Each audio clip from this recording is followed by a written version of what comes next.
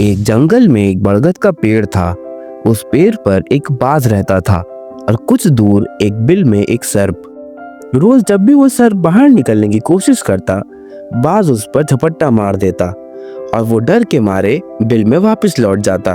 उसकी पूरी जिंदगी सिर्फ एक डर थी, जिसमें ना जीने की आजादी थी ना मरने का फैसला।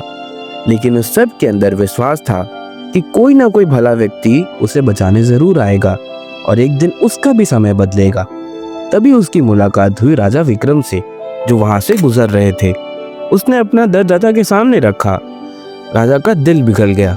उन्होंने कहा, मैं तुझे अपने पेट में छुपाकर यहाँ से ले चलता हूँ।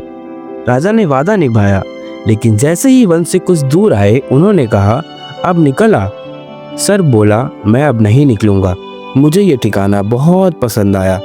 और बस उसके विष से राजा के शरीर में कोढ़ फैल गए। जो राजा कभी दया के लिए जाना जाता था, अब लोगों ने उसका त्याग कर दिया। जंगल में राजा को अकेला छोड़ दिया गया। समय बीता। एक और राजा था, तमरध्वज। गर्व से भरा हुआ उसने अपनी तीनों बेटियों से पूछा, तुम किसके भाग्य से राजकुमारी हो? दो बोली, आपके।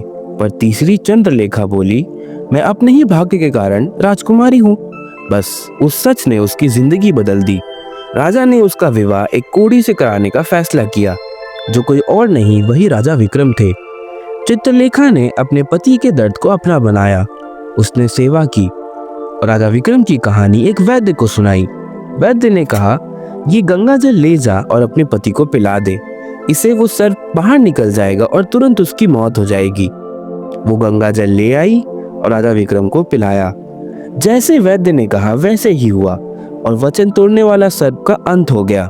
स्वस्थ होने के कारण राजा विक्रम ने अपना राज्य वापस पाया और चित्रलेखा ने राजा विक्रम के साथ मिलकर अपने पिता के राज्य में हमला करवाया, जिसमें राजा तमरध्वज की हार हुई और उन्होंने अपनी बेटी के साथ किए गए अन्याय के लिए क्षमा मांगी और इस बात को समझा कि कोई किसी के भाग्य से नहीं आता, सब अपने कर्मों का फल ही भोगते हैं और इस संसार में सबसे बड़ा बलवान सिर्फ समय और विधि का विधान ही होता है।